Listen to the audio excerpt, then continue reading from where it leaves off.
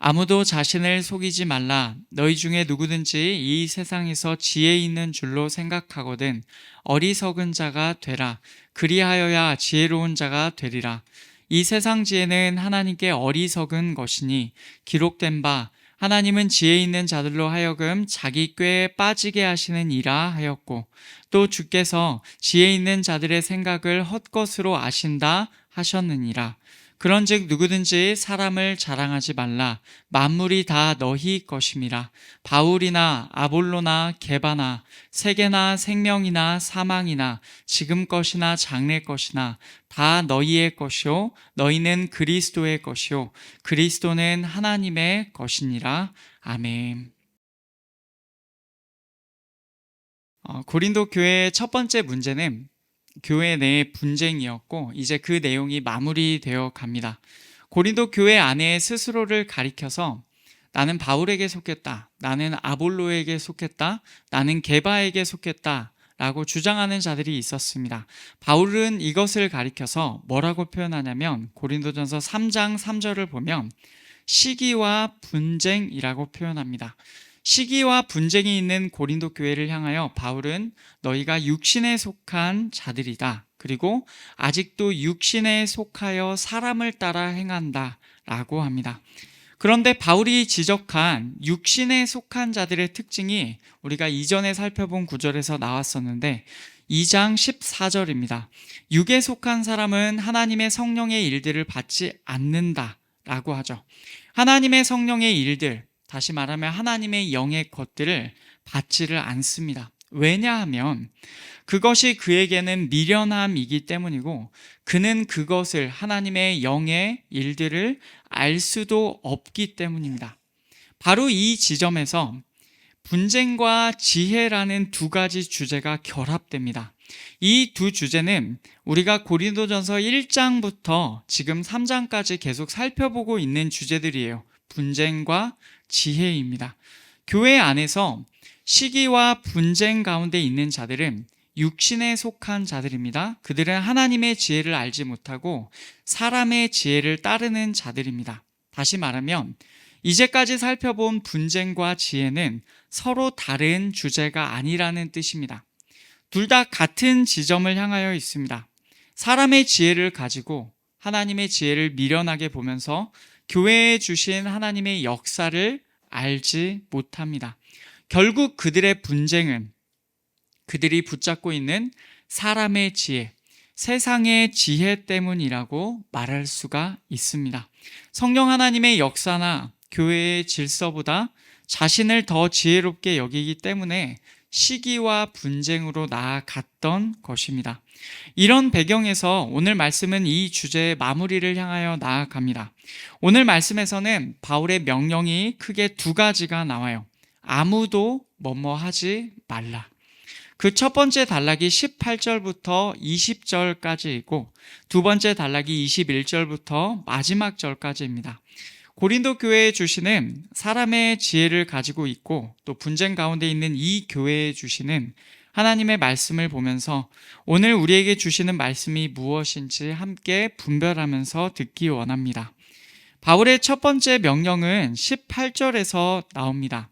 아무도 자신을 속이지 말라. 너희 중에 누구든지 이 세상에서 지혜 있는 줄로 생각하거든 어리석은 자가 되라. 그리하여야 지혜로운 자가 되리라. 아멘. 바울의 첫 번째 명령은 이것입니다. 아무도 자신을 속이지 말라. 남을 속이는 것이 아니라 자기를 속이지 말라고 합니다. 이것이 어떤 말입니까?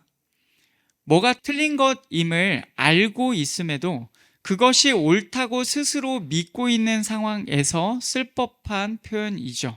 자기가 분명히 뭔가 아닌 것을 알고 있어요. 그런데 자기 생각으로는 이것이 옳다라고 주장하고 있을 때 너는 스스로를 속이지 말라라고 하는 그런 얘기를 보통 하곤 합니다. 그러면 어떤 것에 관하여 속이지 말아야 합니까? 그 다음에 나와요. 이 세상에서 지혜롭다는 것으로 어떤 이가 스스로 생각하고 있는 경우를 말합니다. 나는 지혜롭다. 나는 이 세상에서 정말 지혜로운 자이다. 라는 생각을 말하죠. 그러나 바울은 반대로 말합니다. 진정으로 너희가 지혜롭게 되려면 오히려 뭐라고 말합니까? 미련하게 되라고 하죠.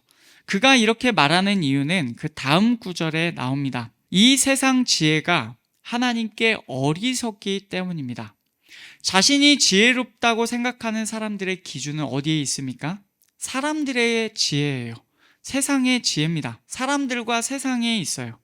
정작 그런데 이 지혜, 세상의 지혜는 하나님께서 보시기에는 미련함입니다. 그러면서 바울은 구약에서 말씀 두 구절을 인용합니다. 기록된 바라고 하면서 두 구절을 인용하는데 둘 다 사람의 지혜를 내세우지 말아야 할 근거가 됩니다. 첫 번째는 19절에 나오는데 하나님은 지혜 있는 자들로 하여금 자기 꾀에 빠지게 하시는 이라 라는 말씀이에요. 하나님께서 지혜 있는 자들을 그들의 꾀에 빠지게 하신다는 말이죠. 원래 이 구절은 욥기 5장에 있습니다. 대만 사람 엘리바스가 욥에게 한 말이에요.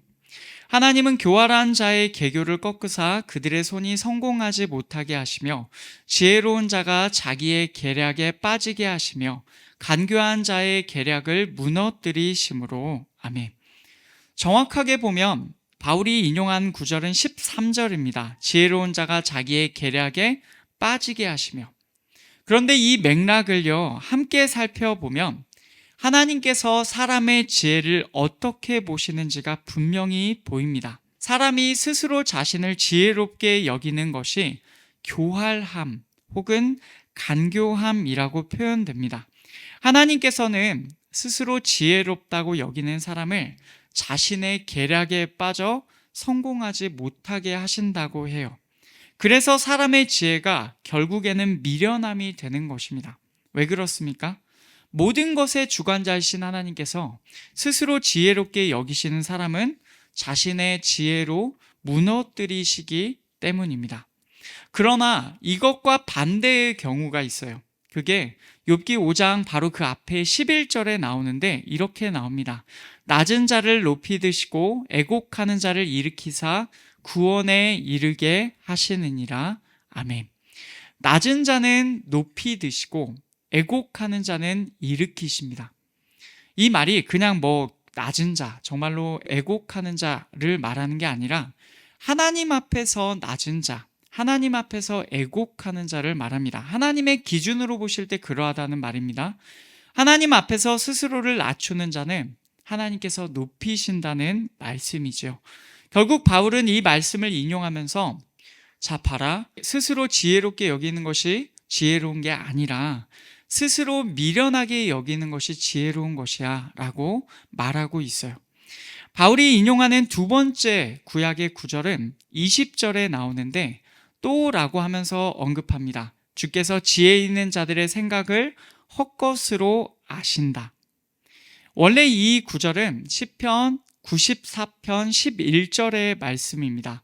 여호와께서는 사람의 생각이 허무함을 아시느니라. 하나님께서 사람의 생각이 허무함, 다시 말하면 헛되다는 것을 아신다는 의미예요. 여기에 나오는 사람이라는 표현을 오늘 본문에서 바울은 지혜 있는 자들이라고 바꾸어서 인용합니다. 바울이 그렇게 한 이유가 무엇일까요? 사람을 왜 지혜 있는 자들로 보았을까요? 역으로 말하자면 지혜로운 자들의 내용에서 왜 사람이라는 표현을 인용하였을까요?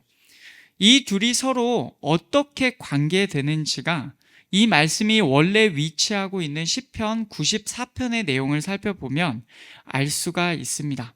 94편의 앞쪽 3절을 보면 거기에 악인에 대한 내용이 나오는데 여호와여 악인이 언제까지 개가를 부르리이까 라고 하면서 악인에 대한 얘기를 하는데 그 악한 자들이 말하는 내용이 7절에 나와요. 여호와가 보지 못하며 야곱의 하나님이 알아차리지 못하리라 하나이다. 어떻게 하나님께서 알아차리지 못하실 수 있겠어요? 그런데 악한 자들에게는 하나님이 그렇게 생각된다는 뜻입니다. 그들은 스스로를 하나님보다도 지혜롭다고 여기지만 사실은 그렇지가 않아요. 이것은 사람의 기준으로 지혜로운 자들의 모습입니다. 사람들은 이런 사람들을 지혜롭다라고 세상에서는 인정해요. 바로 여기서 우리는 사람의 지혜가 얼마나 하나님 보시기에 미련한 것인지를 알 수가 있어요. 하나님이 보지 못하신다. 야곱의 하나님이 알아차리지 못하신다. 이런 얘기를 하면서 이 사람들이 자기 스스로는 지혜롭다고 여긴다는 것입니다.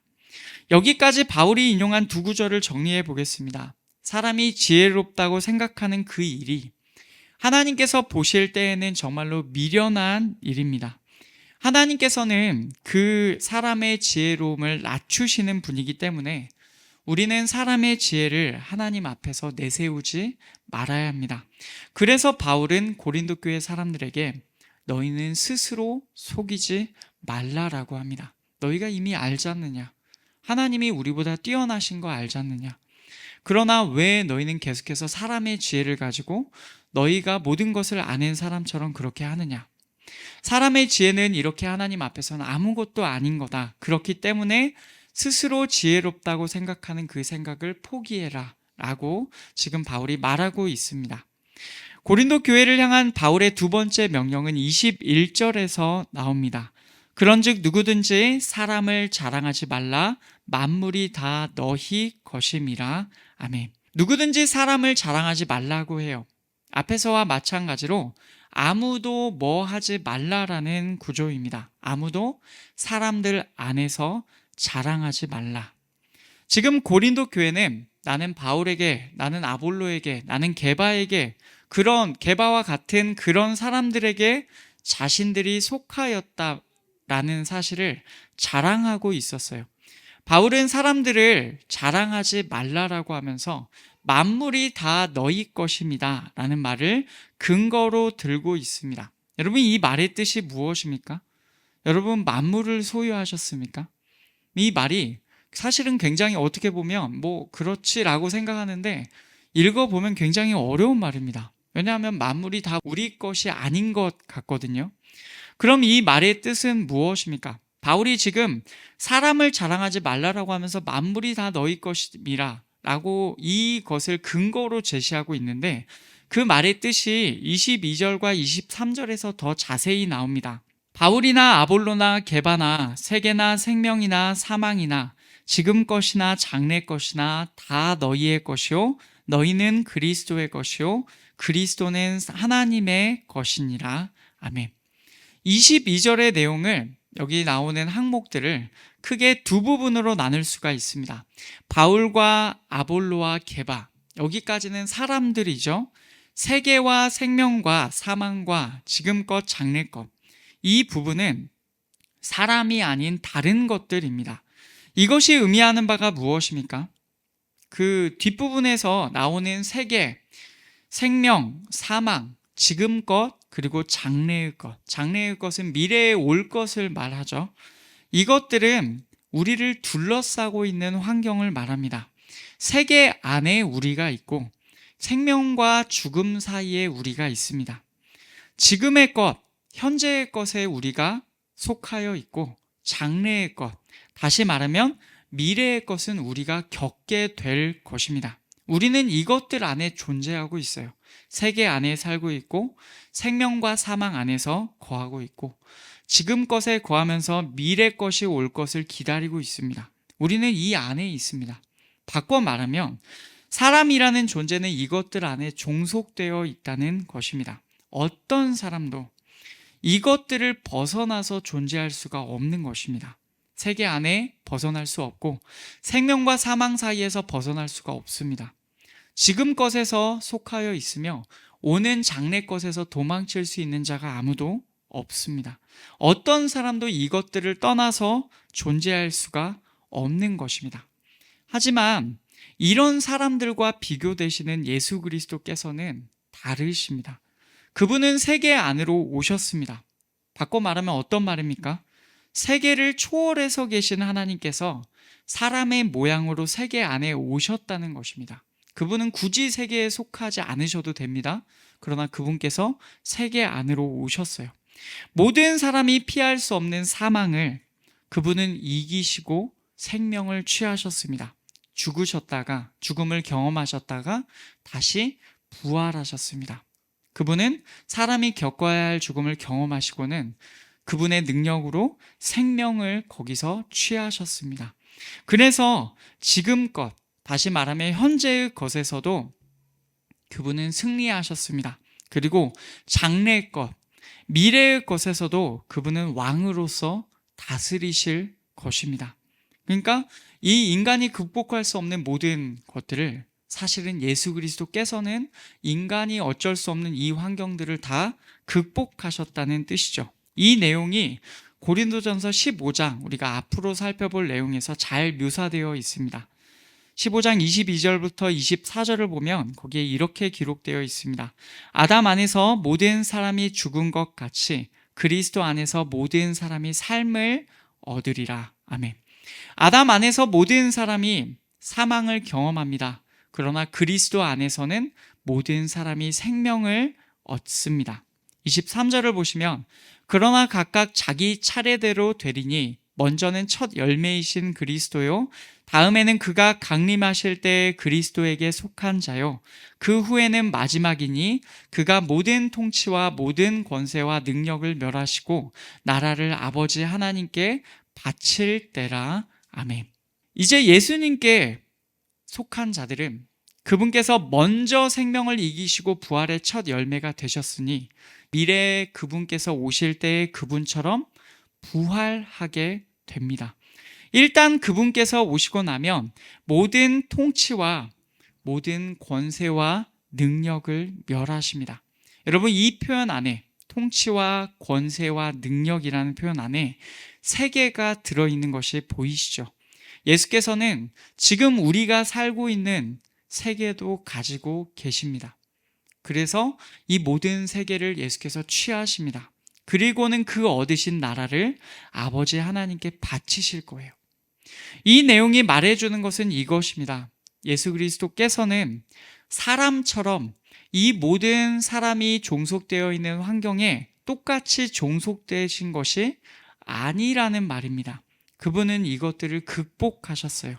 그렇기 때문에 만물, 다시 말하면 모든 것이 그리스도의 것이다 라는 선언에 누가 아니다, 그것은 사실이 아니다라고 말할 수가 있겠어요. 만물은 그리스도의 것입니다. 또한 그리스도는 하나님의 것입니다. 그래서 만물은 하나님의 것입니다.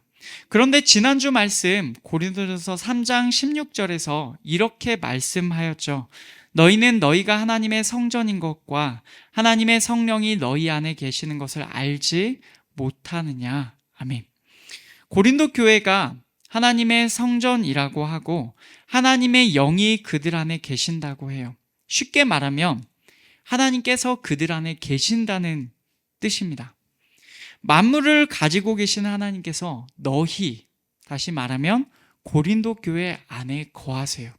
그렇게 보면 오늘 말씀의 내용이 맞지 않습니까? 만물이 다 너희 것임이라. 이 모든 것들은 다 너희의 것이요, 너희는 그리스도의 것이요, 그리스도는 하나님의 것이니라. 여러분, 이 말씀이 이루어지게 되는 거예요. 이런 이유로 바울은 만물, 다시 말하면 모든 것들이 다 너희의 것이다 라고 말하는 것입니다. 그들 안에 만물을 가지신 하나님께서 거하시기 때문에 그렇습니다.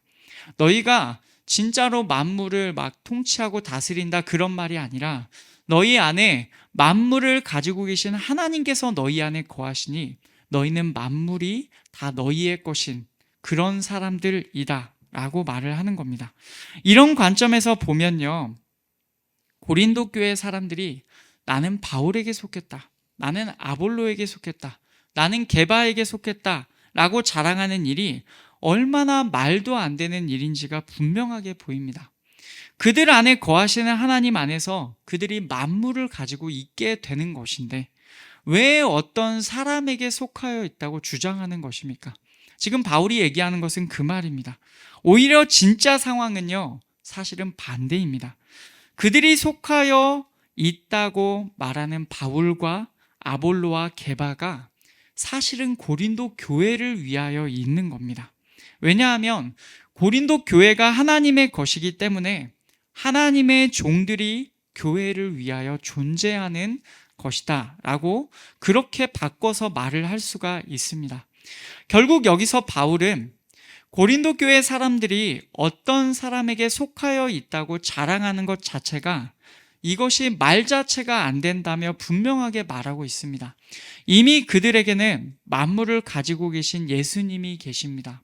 그렇기 때문에 그는 아무도 사람들을 자랑하지 말라고 명령하는 것이죠. 이 말씀의 내용을 요약해 보면 크게 두 가지입니다. 첫째, 아무도 자신을 속이지 말아야 합니다. 만약 자기가 지혜롭다고 생각하면서 사람의 지혜, 세상의 지혜를 계속해서 내세운다면 그는 하나님께로부터는 미련하게 여겨질 것이고 하나님께서 그를 낮추실 것입니다. 결국 하나님께서 낮추신다는 의미는 파멸에 이른다는 말입니다. 둘째, 아무도 사람들 안에서 자랑하지 말아야 합니다. 그들은 바울, 아볼로, 게바, 즉 사람들에게 속한 것으로 자기들의 자랑을 삼았어요. 그러나 고린도 교회가 하나님의 것이기 때문에 오히려 그들이 누구에게 속하여 있다고 자랑하는 하나님의 종들이 사실은 그 고린도 교회를 위하여 존재합니다. 그래서 정말로는 그 사람들을 자랑할 것이 아닙니다. 이 모든 것들을 가지고 계시고 그들 안에 거하시는 하나님을 자랑하면 이 모든 것들이 사실은 자기들 것임이 분명하게 드러나는 거예요. 하나님을 자랑하는 것이 결국 자기들이 원하는 것들을 자랑하는 것이 되는 것입니다. 결론적으로 바울은 이 두 가지 금지 명령을 통하여서 지금 고린도 교회 안에 있는 시기와 분쟁의 원인이 사람의 지혜다, 세상의 지혜 때문이다 라고 이것을 보여주고 있습니다. 동시에 그들 안에 있는 사람의 지혜를 버리고 하나님의 지혜가 있어야 한다는 것을 말하고 있습니다. 그러면 이 말씀이 우리에게 말해주는 것은 무엇입니까? 오늘 말씀에서 나오는 기본적인 원리를 우리가 기억해야 할 것입니다. 교회 안에 있는 시기와 분쟁은요, 사람의 지혜와 관계가 있습니다. 사람들은 스스로를 지혜롭다 여기고 하나님보다 자신이 더 지혜로운 줄로 때로는 스스로를 속이며 살아갑니다. 그럴 때 시기와 분쟁이 일어납니다. 이것을 다른 말로 하면 교만이에요. 그 어느 누구도 하나님의 지혜보다 더 뛰어날 수 없고 그 어느 누구도 하나님보다 높아질 수가 없습니다. 당연히 교회 안에서 누구라도 교만하면 안 될 것입니다. 만약 스스로 지혜롭다고 생각한다면 그 사람은 이미 속고 있는 것입니다. 항상 우리는 마음을 살펴보면서 우리의 마음이 교만에서 떠나 겸손으로 향하도록 점검해야 합니다. 또한 우리에게 있는 자랑의 근거는 사람의 어떤 것 혹은 사람 자체가 될 수가 없습니다. 물론 우리는 연약하여서 때로는 자랑하고 싶은 것 있죠. 그러나 그렇게 때로는 우리가 그렇게 잠깐 그렇게 될 수 있을지 모르나 근본적으로는 사실은 우리가 자랑해야 할 것은 사람의 것이 아니다는 말을 우리가 기억해야 합니다. 우리가 어떤 사람들을 자랑하거나 세계 안에 있는 어떤 것들, 특별히 우리가 소유하고 있는 어떤 것들을 자랑하는 것은 사실은 지혜 없는 행동입니다. 특히 교회 안에서 그렇게 한다는 것은 정말로 자기가 아직 저는 하나님의 지혜를 온전히 가지고 있지 못합니다 라는 것을 드러내어 보여주는 것과 같아요. 왜냐하면 진짜로 그 안에 하나님을 갖고 있는 사람은 하나님이 나의 자랑임을 분명하게 알고 있습니다. 그래서 우리의 자랑은 오직 하나님께로부터 나와요. 우리는 세계의 어떤 것도 가질 수가 없어요. 사실은 그렇습니다. 그러나 우리 안에 계신 하나님께서 모든 것을 가지셨다는 것을 알게 되면 그분 안에 있을 때 우리는 모든 것들을 가진 자가 됩니다. 여러분 이것이 성경의 말씀이고 법칙인데 이것을 꼭 기억하시기를 원합니다. 이 사실을 알았다면 우리는 마땅히 어떤 것들도 아니라 하나님을 자랑해야 할 줄 믿습니다. 그리고 그런 사람이 저부터가 되기를 원합니다. 정말로 하나님을 자랑하기 원하고 그것이 우리의 삶에 내 삶에서 가장 내세울 수 있는 것 하나님이라고 말할 수 있는 우리가 되기를 원합니다. 고린도전서 1장 말씀을 잠깐 기억해 보기 원합니다. 1장 29절부터 31절까지에서 이렇게 기록되어 있었습니다. 이는 아무 육체도 하나님 앞에서 자랑하지 못하게 하려 하심이라. 너희는 하나님으로부터 나서 그리스도 예수 안에 있고 예수는 하나님으로부터 나와서 우리에게 지혜와 의로움과 거룩함과 구원함이 되셨으니 기록된 바 자랑하는 자는 주 안에서 자랑하라 함과 같게 하려 함이라. 아멘. 아무 육체도 하나님 앞에서 자랑할 수가 없습니다. 왜냐하면 우리는 우리의 모든 것이 되시는 그리스도 예수 안에 있기 때문입니다. 그분 안에 있을 때 우리는 비로소 우리가 될 수 있습니다. 그렇다고 한다면 우리는 오직 주님 안에서 자랑해야 합니다. 여러분, 이것을 우리가 다시 한번 기억하기 원합니다. 우리의 마음이 겸손으로 향하는 것, 그리고 하나님만을 우리가 정말로 자랑하는 것. 말씀을 맺겠습니다. 우리는 스스로를 하나님보다 지혜롭다고 여기는 속임으로부터 떠나야 합니다. 또한 우리는 우리의 지혜 없음을 드러내는 헛된 자랑으로부터 떠나야 합니다.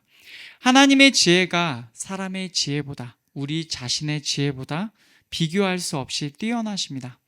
우리는 아무것도 아니지만 우리 안에 그리스도께서 계실 때 우리는 모든 것들을 가진 자들입니다. 그러니 하나님만을 자랑하는 진짜로 지혜로운 자들이 우리가 되기를 소원합니다.